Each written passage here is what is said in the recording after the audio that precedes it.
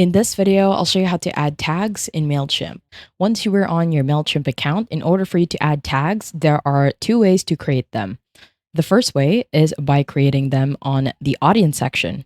And in order for you to do that, simply head over to the navigation panel on the left-hand side. Below, you want to choose the fifth option, which is audience. And below audience, you want to click on tags.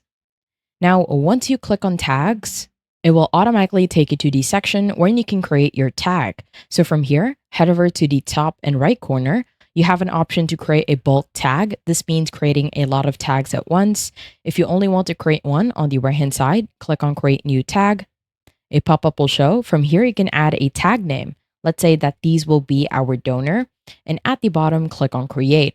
Now, whenever you create a tag, you can add this within an audience. Now, within your audience, this is a way for you to organize them. So let's say we want to add this tag within an audience. So on the left-hand side, click on the audience section.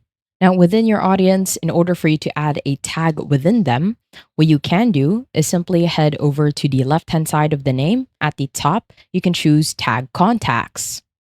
Now, in here, there is a way for you to actually create a contact within an audience. So from here at the very top, you can search for existing tags, or what you can also do is create a new one. So let's say we will name this as a customer. On the right-hand side, click on Create, and it will automatically create that tag. So from here, what we can also do is select multiple tags at once. And at the bottom, you want to choose the action to add tags.